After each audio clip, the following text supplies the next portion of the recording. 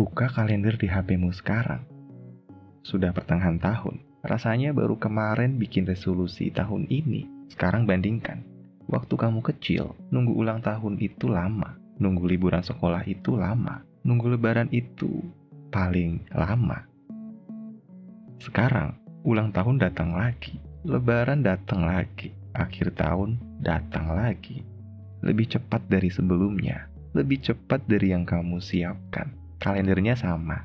Jamnya juga sama. Tapi sesuatu di dalam otakmu berubah. Pertanyaannya sederhana, kenapa ini terjadi? Mungkin kamu sudah punya jawabannya. Karena sekarang aku lebih sibuk, kerja, tugas, notifikasi, gak ada habisnya. Jadi waktu terasa lewat tanpa sempat disadari. Atau mungkin kamu pikir begini, otakku makin tua, jadi makin lambat nangkep waktu. Kedua jawaban ini masuk akal. Tapi keduanya bukan jawaban yang sebenarnya. Yang terjadi di otakmu jauh lebih spesifik dari itu. Dan baru ketahuan lewat penelitian beberapa bulan terakhir.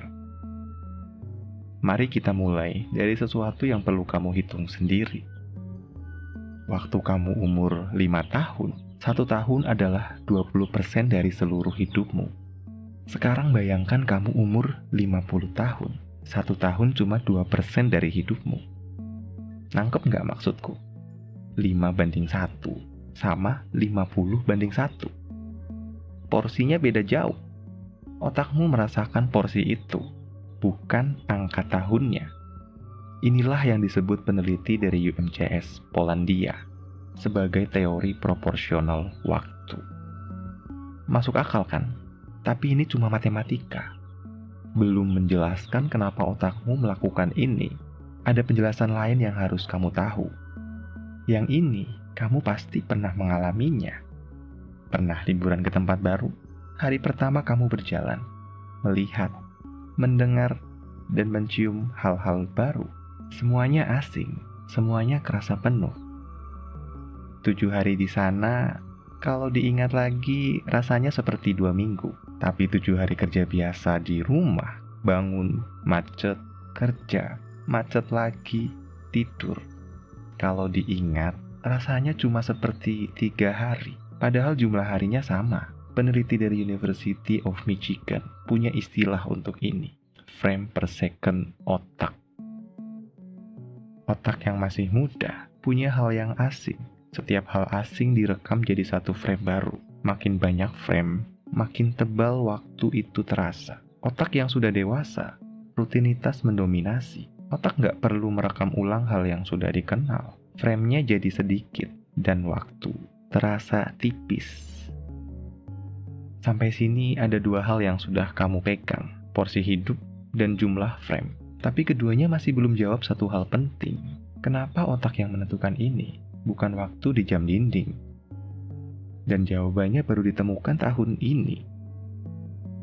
Bayangkan ini. 577 orang, usia 18 sampai 88 tahun. Masing-masing masuk mesin fMRI. Otak mereka di-scan secara real time. Mereka semua nonton video yang sama. 8 menit episode lawas Alfred Hitchcock Presents. Bukan video sembarangan.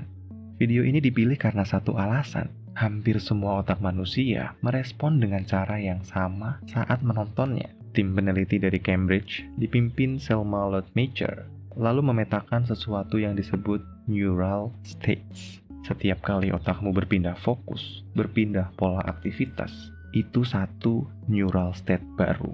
Anggap saja satu potongan film dalam kepalamu. Hasilnya, otak orang yang lebih tua membuat potongan yang lebih sedikit dan setiap potongan lebih panjang. Dan otak orang muda memotong lebih sering, lebih banyak potongan, lebih banyak skin. Peneliti menyebut ini neural dedifferentiations. Studinya dipublikasikan tahun 2025 di Journal Communication Biology.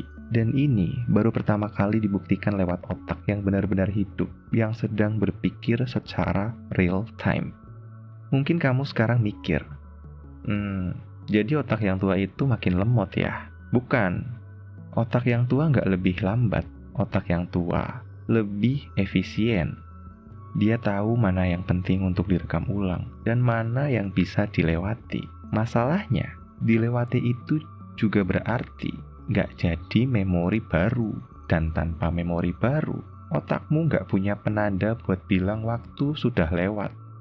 Ini menjelaskan satu hal lagi yang mungkin sering kamu alami. Scroll media sosial 2 jam, tapi rasanya 10 menit. Semua konten baru, semua frame baru, otakmu sibuk merekam sampai nggak sadar waktunya. Tapi coba rapat kerja 10 menit, rasanya 2 jam. Nggak ada yang baru. Otakmu nggak punya alasan untuk merekam apa-apa. Jadi yang nentuin lama tidaknya waktu, bukan jam di dinding, tapi seberapa banyak hal baru yang otakmu rekam. Sekarang gabungkan semuanya, porsi hidup yang makin kecil, frame baru yang makin sedikit, dan otak yang makin jarang memotong, pengalaman jadi momen baru. 3 hal ini bukan 3 jawaban berbeda, mereka satu jawaban yang sama. Jam di dinding tidak melambat, jam di otakmu tidak melambat. Yang berubah adalah berapa kali otakmu bilang, ini momen baru. Ribuan tahun lalu, Aristoteles sudah bilang, waktu kita rasakan lewat perubahan, bukan lewat detik. Makin banyak perubahan yang kamu sadari, makin tebal waktumu terasa, makin sedikit, makin tipis. Jadi, kalau kamu merasa tahun ini lewat begitu cepat, itu bukan karena waktunya kurang, itu karena harimu terlalu mirip satu sama lain. Coba sesuatu yang belum pernah kamu coba, jalan ke rute yang berbeda, dengar sesuatu yang belum pernah kamu dengar. Bukan supaya hidupmu lebih lama, tapi supaya terasa lebih lama. Karena waktu yang kamu rasa dibentuk oleh apa yang kamu sadari.